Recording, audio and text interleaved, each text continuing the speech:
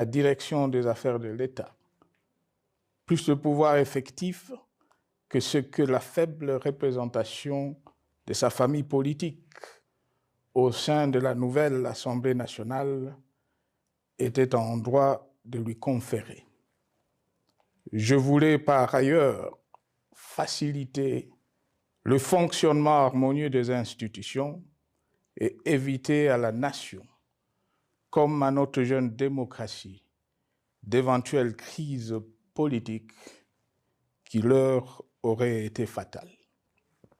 Cette première alternance pacifique et civilisée à la tête du pays avait suscité d'autant plus d'espoir qu'en janvier 2019, notre pays se trouvait en bien meilleur état qu'au moment de ma propre accession à la magistrature suprême en janvier 2001.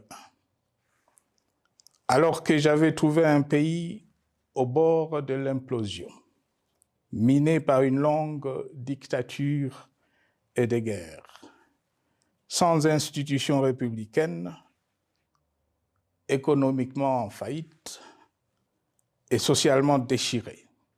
Bref, un pays dont l'incertitude de lendemain menaçait la stabilité de toute la région. Le 24 janvier 2019, j'avais en effet légué un bien meilleur héritage à mon successeur, à savoir un pays réunifié, largement pacifié et dont les limites territoriales correspondaient exactement à celles qu'elles étaient au 30 juin 1960. Une nation reconstituée, réconciliée et fière de sa diversité. Un État doté d'une constitution progressiste et des institutions fonctionnant harmonieusement. Une économie dynamique et résiliente et débarrassée du fardeau de la dette hérité de régimes antérieurs, du fait de multiples réformes structurelles engagées. Une armée nationale républicaine de plus en plus professionnelle et capable de relever le défi de la défense de l'intégrité du territoire national. Une démocratie en constante consolidation, avec notamment l'organisation sur fonds propres d'un troisième cycle électoral. Le cœur serré, je constate qu'à peine 6 ans après, ce bel héritage en indivision, légué à l'ensemble de notre peuple, a été complètement dilapidé par celui qui en avait reçu la garde.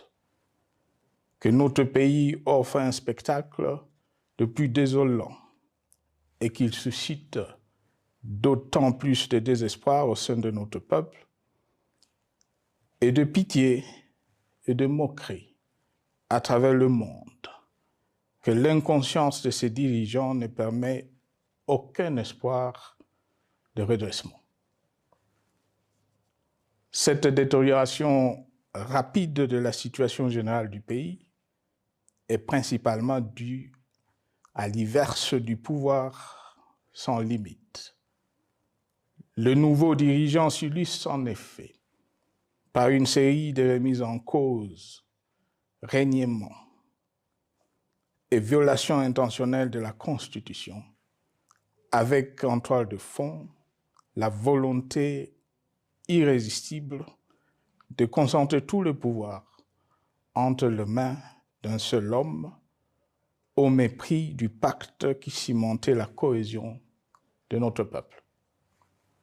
Le premier acte de remise en question de ce pacte républicain, véritable socle de stabilité et de cohésion nationale, a consisté à violer délibérément la Constitution et les lois pertinentes, lors du premier remaniement de la Cour constitutionnelle par le président de la République.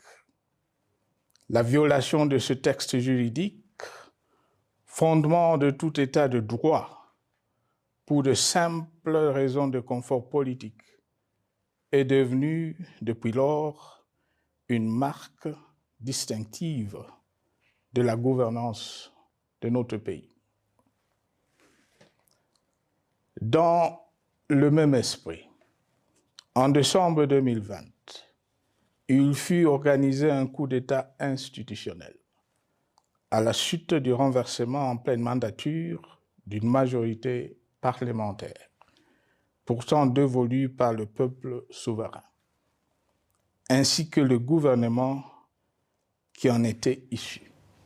S'en sont ainsi suivis la nomination illégale de membres de la Commission électorale nationale indépendante, ainsi que le simulacre des élections de décembre 2023, organisées en violation du cadre juridique et de normes internationales